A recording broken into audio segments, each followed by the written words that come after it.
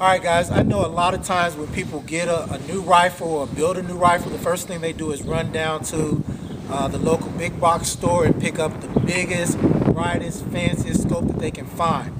And Alan, I know a lot of times when people, the reason people do that is because they're concerned about price. They don't want to spend $2,000 on any particular scope. They want to find something that's within their price range. So how do we find the right scope that's within our price range? Okay. There's certain brands you want to stay away from, especially when it comes to these big scopes. They've got the big, tall target turrets. They look cool. They've got illumination. But the problem with it is that they don't work. They're there for looks. You want a scope that's got, if you're dialing for range, you want a scope that's got tall target turrets, but you want it to have a feature called tracking. Tracking is that when I dial this scope 5 minutes, that scope moved 5 minutes. It didn't move 6, it didn't move 4.5. It moved what it said it would. Then also, so I went out and say I've been shooting at, say that's my 1,000 yards here. I've been shooting at 1,000 yards all day long. Now, time to put everything up. Whenever you get done shooting at long range, you always want to dial it back to your original zero, because the next time out in the range you won't necessarily remember what the wind was or what you were shooting, what range you were shooting. So basically I'm going to dial this back down to get my original zero. And I know I did all that and I didn't change my zero. Basically inside there's a little thing that looks like gears. And if those gears aren't perfect, and I mean perfect, one click will be a 1/4 minute, the next click will be 3/8, the next click will be 3/16. So basically when you do all this, what you've just done is unsighted your gun, and you got to start from scratch. So Alan, if I can ask you this, what you were just saying, so that means that the more you pay for a scope, the better those turrets will be. So you want to get the most expensive scope. Absolutely. Well, no, you don't always want the most expensive scope, because frankly a lot of people don't need it. If you're not going to take your 308 out to 1,000 yards on a daily basis, you don't need to spend $2,000. Okay. You know, you can get away with a lot cheaper scope that still tracks fine. It may not have some of the features that, frankly, you're not going to need that often. But there's a right scope for everybody in every price range. Like I said, once you get, you have to go above a certain level. If you want to buy a $50 scope with big, tall target turrets, it's probably not going to work. Basically what's going to happen is you're going to adjust it, and you're going to look really cool doing it, but you're going to adjust it, you're going to turn that illumination on, and then you're going to dial back to your zero and find out, well, now I'm not sighted in anymore. Basically you want to at least get up to the level that you can trust. Once you get used to trusting your scopes to do what they said they're going to do, it's impossible to go back. Okay. All right. So what would some of these scopes cost, for instance? Okay. On this side of the table, this is a two PSTs. This is a Vortex Razor. This scope right here is $4.99. It's mainly a fast acquisition scope. Okay, let's take a look at that. Basically on this scope, you turn the illumination on, you run it on 1X, you shoot both eyes open. It's a lot like a red dot. Okay. Both eyes open, no magnification, and just run it. Then you go out and the next shot is at 200 yards. Flip that over, you're at 4X. So basically that zoomed in to where a 200-yard shot's a lot easier. Okay. Then you get up into the PST line. It's a little bit more expensive, but it's also got a different use. It's got a more demanding use. This scope you don't want to use as an entry weapon. You don't want to be shooting 10 yards with this scope. But if you want to reach out there a little bit further, that's what it's for. And then obviously you get up into the Razor line that's not right for very many people. But if you want a scope you're never going to have to worry about upgrading, that'll do it. But also you can do the same thing in hunting scopes. You know, basically this scope right here runs about $150. Let's see if I can take a look at that. 150. That sounds Right. Probably like a good scope, right? Right. Okay. This is a Swarovski. This is for a hunting scope. This is what you get when you don't ever want to upgrade again.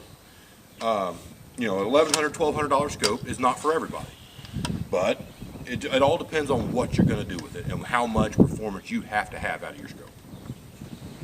Okay. All right, Alan, if you could pass me that 308 over there. Now, everybody, we've talked about three things so far. We've talked about price, we've talked about product, and we've talked about purpose.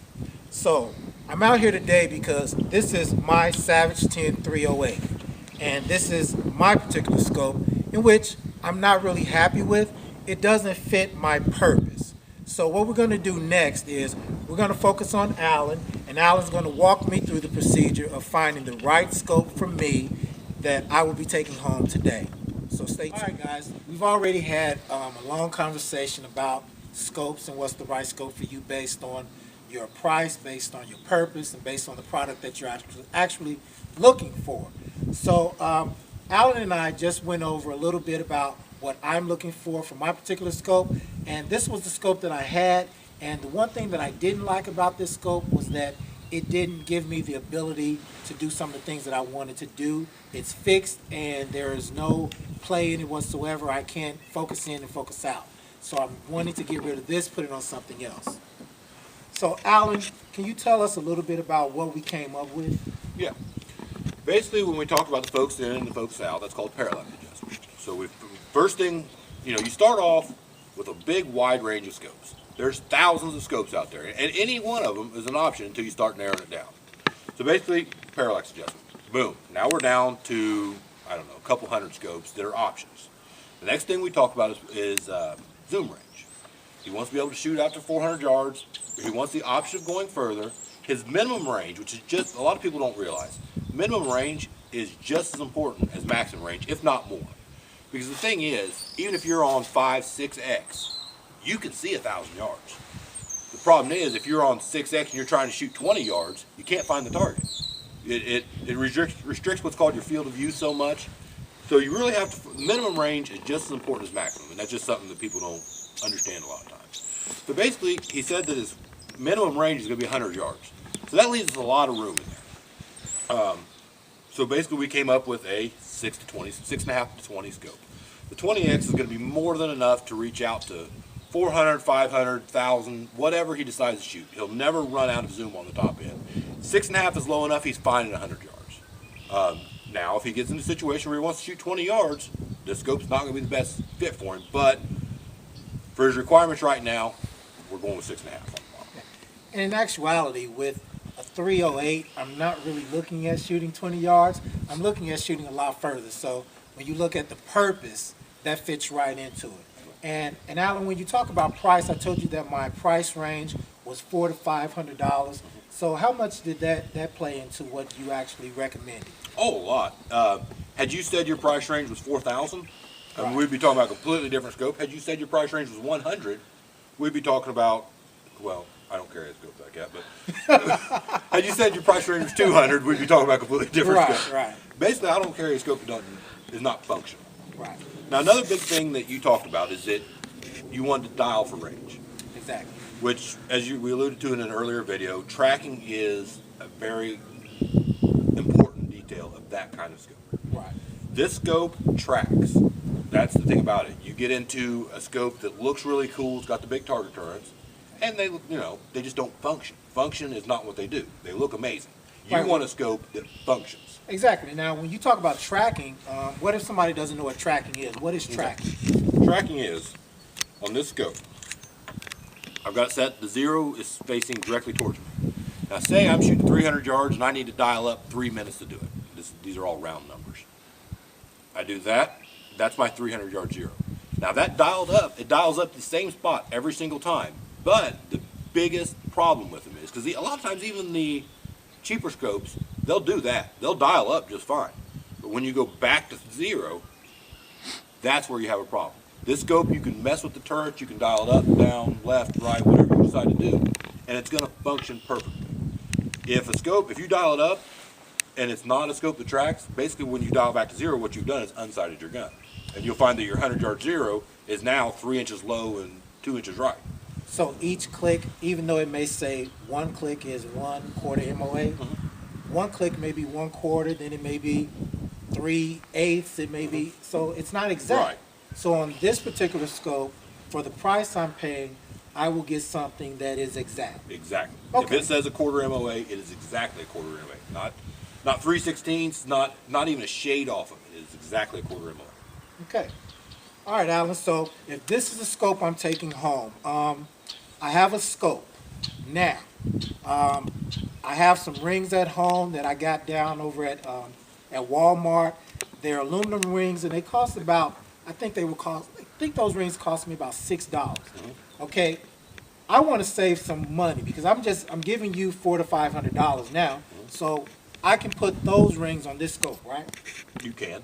Okay, And great. it will mount the scope. Problem's going to be is repeatability. Basically, a really cheap scope rings they'll shift with the recoil of gun. If you think about it, everything that makes a gun accurate isn't housed. It's all covered up inside of here. Okay. Everything that makes a scope accurate isn't housed. It's all covered up. Rings, bases, they're just hanging out there on their own. There's nothing protecting them from recoil, from anything that happens to them. Okay. So basically, rings are a very bad place to skimp on. Now, I'm not saying you need to spend $200 on USO rings, Okay. but I'm saying $6 Walmart specials is not going to work. Basically, for me, when I go shooting, if I go shooting at 200 yards and I miss, I don't want to say, well, maybe it's the scope. Well, maybe it's the rings. Maybe it's the bases. Maybe it's the trigger. Maybe it's the barrel. I want to say, I missed. Basically, if I buy a quality rifle, quality rings, quality bases, quality scope, I know the process of elimination ends with me. I missed, which it's going to happen sometimes. You just don't want to be second-guessing your equipment while you're doing it. Gotcha. Well, hey, Alan, I've learned a lot today. Hopefully, you guys have learned a lot as well. We're going to wrap this up at this point. We're going to get a scope on this gun. We're going to shoot some, probably what today? 750. 750. And we're going to see what happens.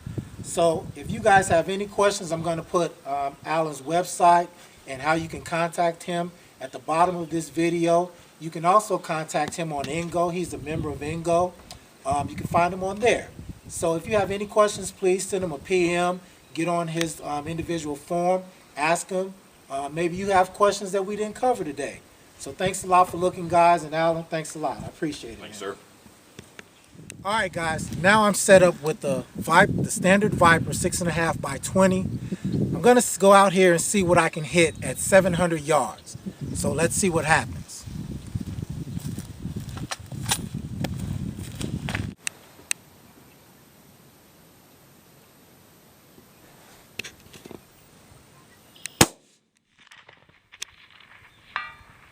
Hit. Shot him in the neck. 700 yards. Kill. All right, guys. A lot of people wonder, what does it look like to shoot 730 yards? What we're going to do now, I just showed you a demonstration of how that it can be done.